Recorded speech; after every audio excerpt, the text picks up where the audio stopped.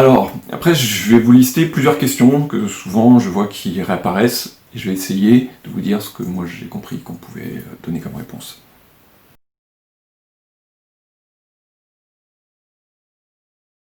Première question, est-ce qu'il y a plusieurs formes de Guillain-Barré? Alors je vous ai dit autant de manifestations de Guillain-Barré que de personnes qui ont des Guillain-Barré. Mais il y a quand même deux grandes familles de Guillain-Barré. On va dire qu'il y a la famille aiguë. La famille aiguë, ça veut dire, vous avez un truc, ça arrive une fois, et une fois que c'est fini, c'est fini. Voilà. Et il y a la forme plus chronique. Ça veut dire que c'est une maladie que vous avez, et qui va évoluer par poussée. Donc vous faites une poussée de Guillain-Barré, vous récupérez, et puis quelques années après, ou des mois après, repoussez. Un peu comme la sclérose en plaques ou d'autres formes de maladies, où par moment, il y a une espèce d'aggravation, on récupère, et puis rebelote, etc., etc. Ce que m'a expliqué mon neurologue, c'est que ça se traite pas exactement de la même façon, mais le pronostic n'est pas forcément plus mauvais parce qu'on a une forme chronique. Parce que moi, c'était vraiment le truc qui pensait que j'avais, quoi. Vu que j'avais fait 2 fois le truc, il s'est dit, bah, c'est un Guillain-Barré chronique. Donc il m'avait rassuré en disant, c'est pas parce que vous avez une forme chronique, si c'est ça, que vous avez un moins bon pronostic de récupération. Voilà, je peux pas vous donner votre pronostic, parce que pour tout le monde, je peux pas le faire, mais chronique veut pas forcément dire pire. Ensuite, il y a encore 2 autres grandes catégories d'attaques. Comme je vous dis depuis le début, je vous parle de cette myéline qui est la gaine, parce que on va dire que classiquement, le Guillain-Barré s'attaque plus facilement à la myéline et que à la myéline. Mais il y a quand même des formes où il ne s'attaque pas que à la myéline, et il attaque le câble qui est au milieu, qui lui transmet l'information. Donc, le problème de ce câble, c'est que si jamais on le coupe, l'information ne passe plus du tout. Et surtout, autant la myéline, visiblement, c'est des choses où il y a un processus réversible, plus ou moins. Des fois, on ne récupère pas tout, mais on peut récupérer, donc c'est pour ça que des Guillain-Barré, vous en verrez quand même beaucoup qui récupèrent. Autant sur l'axone, on ne sait pas trop pourquoi, mais le processus de reconstruction de l'axone, on ne peut pas dire qu'il est nul, mais c'est plus compliqué, et déjà, il y a moins de chances qu'on récupère. Après, si vous ramenez à ce que je vous ai dit avant, pour faire fonctionner un muscle, je dis n'importe quoi, on a 10 neurones qui sont rattachés à des fibres de ce muscle. S'il y a un des neurones qui a été touché sur son axone, et qui ne fonctionne plus, vous en avez encore 9 pour le faire fonctionner. D'accord? Donc, c'est pas parce qu'on a une forme axonale qu'on va plus pouvoir bouger. Par contre, c'est clair que si sur les 10 sont atteints au niveau de l'axone, ça risque d'être beaucoup plus compliqué. Donc c'est pour ça que, même dans la récupération, si on récupère sur un et pas sur les autres, il peut se passer des choses, mais des fois un ça suffit pas, et il faut qu'il y en ait 5 qui fonctionnent pour qu'on arrive vraiment à faire un mouvement qu'on voit. Donc, encore une fois, très difficile de généraliser.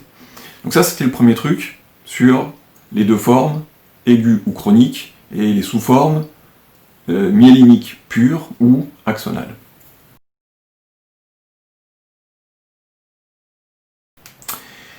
Deuxième question qui revient très souvent, docteur, est-ce que ça peut revenir? Alors, là, ce que m'a dit mon neuro, encore une fois, c'est que quand on a une forme chronique, oui, ça peut revenir, puisque c'est chronique. Voilà.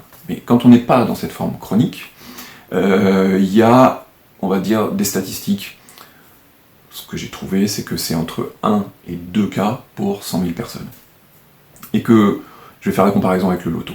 Voilà. Il y a aussi des statistiques, quand vous jouez au loto, il y a une chance sur tant de millions de gagner le gros lot. Donc, quand on a fait une fois un Guillain-Barré, on repart avec les mêmes chances que tout le monde.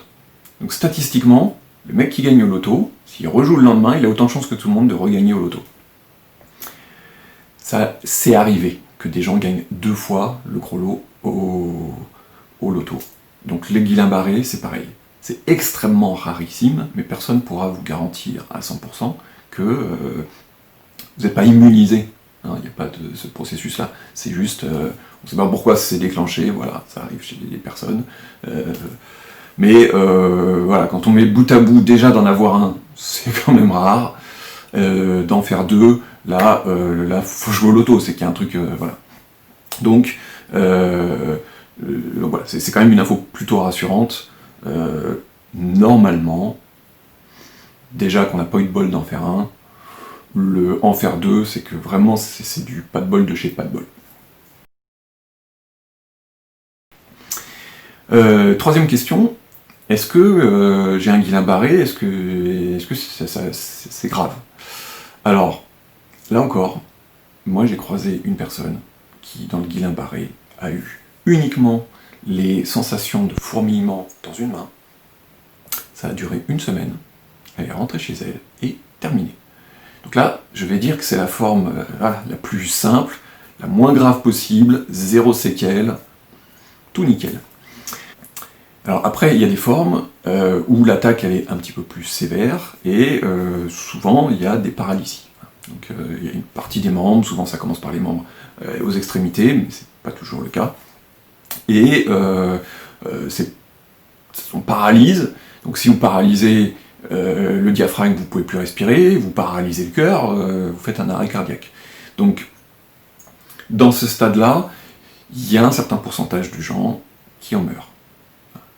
C'est une réalité, donc c'est une maladie grave. Le Guillain-Barré, c'est une maladie grave. On peut en faire une forme plus ou moins sévère, mais c'est une maladie qui est considérée comme une maladie grave. Pour donner un exemple, parce que quand même, on se dit, mais tiens, il y a d'autres gens qui ont eu des Guillain-Barré, il semblerait que M. Roosevelt, c'est quand même pas... Voilà, ils ont cru qu'il faisait une polio, parce que les signes à l'époque, ils n'avaient pas un diagnostic, ils n'avaient pas autant de recul sur ce type de maladie. Mais les spécialistes s'accordent à dire que, vu l'enchaînement des trucs, c'était très probablement un Guillain-Barré. Et M. Roosevelt, il a fini sa vie en chaise roulante. Donc, voilà, il y a vraiment de tout dans les Guillain-Barré, du plus anodin au plus gravissime, en passant par des trucs qui vous laissent avec des séquelles assez terribles.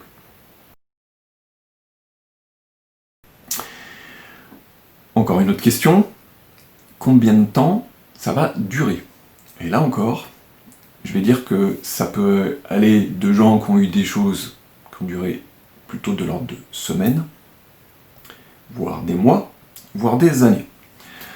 Donc ça aussi c'est important, il faut comprendre que ce processus, en fonction du niveau auquel on a été atteint, il va mettre du temps, et qu'on ne sait pas pourquoi. Chez certaines personnes c'est plus rapide que chez d'autres. Il y en a qui disent que ça peut être l'âge. Il semblerait que le facteur, effectivement, plus on est jeune, plus on a de chances de récupérer, plus on est vieux, plus ça peut prendre du temps. Il y en a qui disent que ça dépend de la forme de l'attaque aussi. Si on a eu un plateau qui a duré très longtemps, probablement que la durée de récupération sera elle aussi plus longue. Donc, impossible, même pour un neurologue, de vous donner un truc en vous disant vous êtes plutôt dans la version tac, dans 6 mois c'est bon, ou alors vous, attention, il faut plutôt attendre 1 an, 2 ans, 5 ans. On trouve de tout sur internet. Moi ce que j'ai vu c'est que souvent on donne des limites en disant une maladie neurologique, on a un certain temps pendant lequel on peut récupérer, voire même des fois très doucement, mais il y a un temps au-delà duquel on ne récupère plus. Il y en a qui disent 2 ans, 3 ans, 4 ans, enfin, voilà, c'est les ordres de grandeur qui traînent. Si vous regardez sur les forums des gens qui ont vécu des choses, il y a des gens qui témoignent de récupération au-delà de ces périodes-là, 6 ans, 7 ans, etc. Même si c'est des récupérations des fois assez fines. Donc il ne faut pas avoir peur parce que on a eu une récupération, puis à un moment, voilà, on se dit ça y est, c'est fini pour moi, ou j'ai passé le cap des 2 ans, j'ai plus rien à espérer, etc., etc. Donc c'est une lutte contre le temps, cette maladie, donc il faut arriver à être patient. C'est compliqué, parce que moi le premier, c'est un truc, j'ai du mal, mais on n'a pas le choix. Voilà. Donc on maîtrise pas tout, et il faut savoir que ça peut prendre énormément de temps. Donc pas de panique. C'est pas parce que ça fait déjà 1 an, que ça fait déjà 2 ans, ou même 4, que c'est fini. Peut-être c'est fini, mais peut-être pas. Donc il y a des choses où l'échelle de temps, il faut la regarder, les progrès qu'on fait, de savoir si on récupère, c'est pas à l'échelle de la journée. Je vous dis, quelqu'un de normal, il fait un effort, le lendemain il a mal, on peut se dire, bah tiens, c'est moins bien. Non, c'est à l'échelle de, des fois la semaine, des fois le mois, Bon, en ce moment, j'en suis à l'échelle de l'année. Je vous dis, il y a 1 an, je faisais une traction, maintenant, j'en fais 5. Donc, j'ai bien récupéré quelque chose. Je sais pas quoi, si c'est le nerf, si c'est le muscle, si c'est quelque chose, mais ça s'est amélioré. Voilà. Donc, le temps, c'est fluctuant, mais en tout cas, l'horizon, il peut être assez lointain. Autre grande question, est-ce que je vais garder des séquelles? Alors, là aussi, pas de généralité. Le cas le plus moyen et probable que disent les médecins, c'est une maladie dont on peut sortir sans séquelles. Et d'ailleurs, je fais une parenthèse, j'ai l'impression que c'est comme ça que c'est enseigné, soit en médecine, soit au niveau du personnel soignant. Donc il y a beaucoup de personnel soignant qui considèrent que finalement un Guillain-Barré, on t'a appris, c'est pas très grave. T'es malade, tu te soignes, ça prend un peu de temps, mais tu récupères tout. Donc, et de temps en temps, on tombe sur des soignants qui disent « Bon, arrête de faire chier avec ton Guillain-Barré, parce que moi, on m'a expliqué, hein, c'est pas si... Donc voilà, t'en rajoutes, etc. etc. » Bon, malheureusement, la réalité semble pas toujours comme ça. Donc, dans les séquelles, on va parler déjà de séquelles motrices. Donc, est-ce que je vais toujours pouvoir faire la même chose qu'avant? Comme je vous expliquais, comme il y a beaucoup de processus qui sont en jeu, il se peut que, on va dire qu'on va avoir, pour certains, des déficits. C'est-à-dire que, je prends mon exemple, moi au niveau des pieds, j'ai un déficit moteur, c'est-à-dire que mon pied, il est capable de se tenir, mais si jamais je lui mets une chaussure, il ne se tient pas. Donc ça, c'est que je ne suis pas capable de faire autant de choses qu'avant. La deuxième forme de séquelle, qui n'est pas forcément la moindre, c'est psychologique. La plupart du temps, quand on fait une forme qui n'est pas juste anodine de la petite main, là, on vit ça comme un traumatisme. Donc il ne faut pas non plus négliger, ça peut laisser des traces et des séquelles traumatiques qui sont un petit peu difficiles à guérir. La troisième séquelle, que moi j'entends beaucoup dans les gens qui discutent de ce type de maladie, c'est la fatigue. Ça se comprend parce que, je vous dis, je reprends mon exemple, si j'ai 10 fibres pour faire mon mouvement, et que dans ces 10 fibres, j'ai eu la chance d'en récupérer 5, qui fonctionnent bien, je vais pouvoir faire le mouvement. Mais sauf que moi, le mouvement, 5 fibres, elles vont fatiguer plus vite que 10 fibres. Donc ça aussi, c'est des choses, il y en a qui le vivent ad vitam aeternam, et il y en a pour qui la fatigue, elle s'estompe. Mais c'est une possibilité où on peut avoir la possibilité de refaire un mouvement, mais la difficulté de répéter ce mouvement. Ou que, quand on fasse des choses, le lendemain, voire moi c'est plutôt le surlendemain, là on est un coup de barre, un peu comme le marathonien, mais là, c'est poum, le coup de bambou, où on sait que oui, on a sollicité pas mal, donc on fatigue. Autre grande question, est-ce qu'il existe des traitements pour guérir du Guillain-Barré? Alors, les deux plus grands traitements dont on parle, que moi je connais, le premier, c'est de dire, vous avez des anticorps qui sont là alors qu'ils ne devraient pas être là, et on vous injecte des gamma-globulines, immunoglobulines, TG-lines, enfin il y a tous les noms, que je vais appeler entre guillemets des sortes d'anticorps sains, dont le but c'est d'essayer de prendre la place des autres pour que les vôtres, finalement, ils se disent merde, il n'y a plus rien à bouffer, et qu'à un moment ça s'arrête. Donc le seul traitement c'est ça, c'est d'arrêter la machine qui s'est emballée, et ça c'est une façon de faire. Donc les immunoglobulines, en général, un traitement, c'est 5 jours, perfusion à l'hôpital. L'autre grand traitement, moi je ne l'ai pas eu, mais je sais qu'ils se sont posé la question, je dis peut-être pas avec les bons mots, mais je crois que c'est plasmaphéreuse. Tel que j'ai compris, c'est un peu le principe de la dialyse, c'est-à-dire qu'on va prendre votre sang, on va le faire passer dans une machine, et tous les anticorps pourris qu'il y a, que vous avez fait, qui n'ont rien à faire là, on les dégage et on injecte le sang propre. Voilà. Donc, d'après mon neuro, il n'y a pas un traitement qui donne vraiment statistiquement de meilleurs résultats que d'autres. Par contre, il y a des hôpitaux qui sont équipés pour faire l'un, pas l'autre.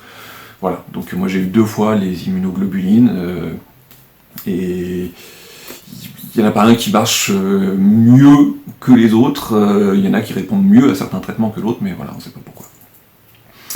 L'autre truc, c'est la cortisone, parce que vous allez voir que dans les maladies neurologiques, notamment sclérose en plaques, la cortisone a l'air d'améliorer certaines choses sur les neurones. Alors pour le Guillain-Barré, moi ce que m'a dit mon neurologue, c'est que quand on fait une forme chronique, avec des poussées, là, la cortisone, effectivement, calme la poussée, donc ça a un effet. Quand on fait une forme aiguë, en général, ça fait rien. Et moi, c'est comme ça qu'ils ont un peu fait le diagnostic différentiel. J'ai eu un traitement à base de cortisone, on a regardé ce que ça faisait, on a vu qu'il n'y avait pas d'amélioration spectaculaire, et ça, plus son EMG, c'est comme ça qu'il m'a dit, ben non, vous faites pas une forme chronique. Je vous avoue que j'ai mis du temps à m'en persuader, et que j'ai eu les chocottes pendant pas mal d'années, que, bon, ok, il avait peut-être pas fait super bien son diagnostic, enfin, j'avais pas forcément une confiance absolue, mais au final, il semblerait qu'il ait eu raison, donc voilà, cortisone par cortisone, plutôt chronique, pas chronique. Voilà, c'était long, mais maintenant je vous dis à ciao.